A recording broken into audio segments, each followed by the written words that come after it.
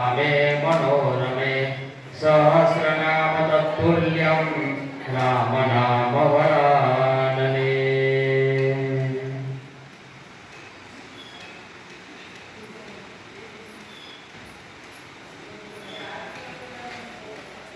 आजच्या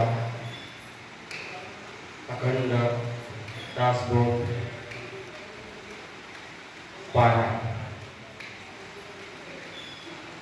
सद्गुरूंच्या कृपेनं समर्थच्या कृपेनं आशीर्वादाने प्रभू रामचंद्राच्या कृपेनं दरवर्षी चालत आलेला दासबोध पारायण हा संकल्प जो या ठिकाणी मांडलेला आहे, मग तो संकल्प पूर्ण करण्याची क्षमता आपल्यामध्ये सद्गुरूने प्राप्त करून दिलेली आहे, आशीर्वाद आहे।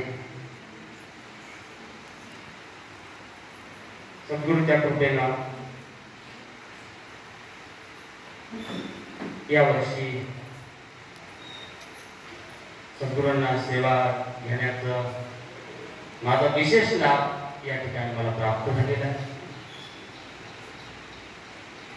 आजची सेवा करण्याची सद्गुरूंना मला आशीर्वाद द्यावा। जे यथामती आहे, माझ्या जेवढं गुरुनं मला शिकवलंय तेवढं मी सांगण्याचा प्रयत्न करेन। असो,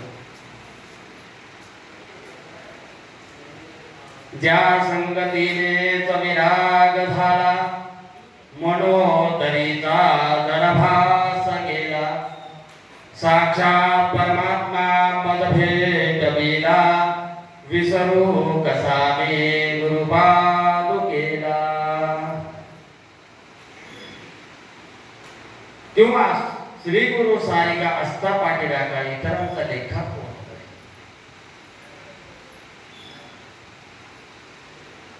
मी कोणाचं दास व्हावं?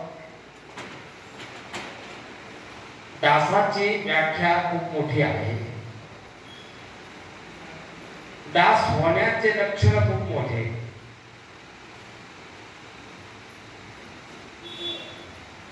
म्हणून तो पहिलं सांगितलं, राम या शब्दाला राम राम येथील आहे। आम्ही प्रभू रामचंद्राचे दास आहोत, आम्ही समर्थांचे दास आहोत, गुरूंचे दास आहोत। आम्ही दास होण्याकरता जन्माला यावं लागतं। जन्माला आलं की मी दास होईल असं नाही। नित्य दास। सद्गुरू अनेक ठिकाणी सांगतात, दास बोधामध्ये सुद्धा चिंतन सांगितलेलं आहे। नवविधा भक्तीचं समास, श्रवणम कीर्तनम यस्य स्मरणम पाद सेवनम अर्चनम वंदनम दास्यम आह। किती भक्ती आहे त्या? नवविध भक्तीचं वर्णन। त्याच्यामध्ये जी भक्ती आहे, स्मरण, अज्ञानपणामध्ये स्मरण होत नाही। ज्या वेळेला ज्ञानाची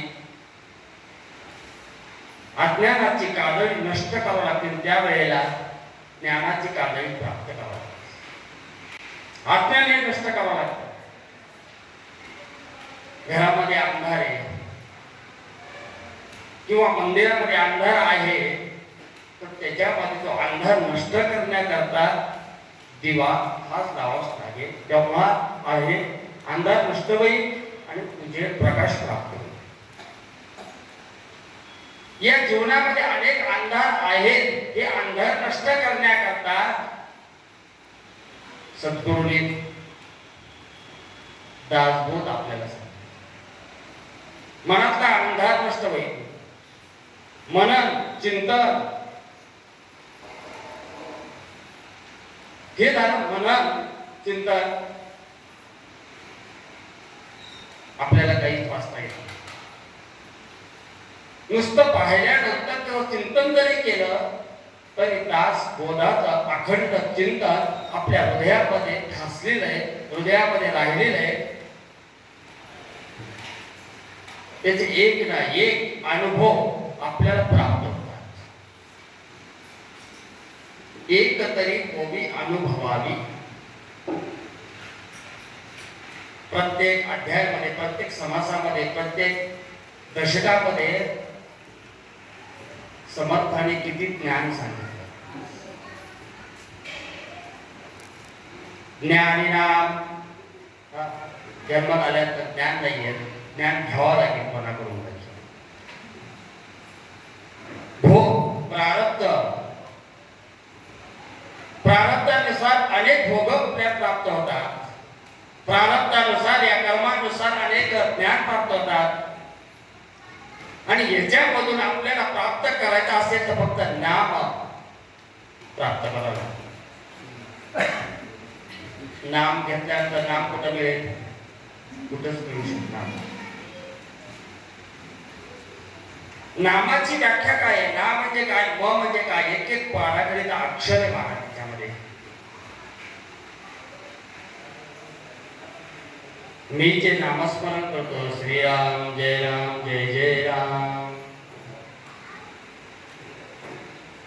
मी जे नामस्मरण करतोय ना, त्या नामस्मरणाची फलश्रुती काय? दररोज सकाळी उठल्या श्रीराम जय राम जय जय राम, या पूर्ण त्याची फलश्रुती काय? मन निर्मळ होण्याकरता, मनाची शांती होण्याकरता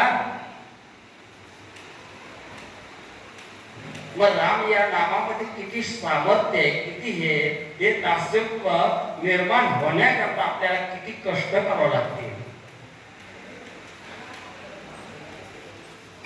हनुमंतरायाने दास्यत्व पुन्हा आलो. दास कोणाचा? मी दास कोणाचा आहे हे नाहीये. प्रत्येकाचा दास आहे. घरी असल्यानंतर दासच आहे, मंदिरात आल्यानंतर आपण त्यांचे दास आहेत. गुरु जवळ आल्यानंतर गुरुचे दास आहेत. मग दास होण्याकरता, नामचिंतन घेण्याकरता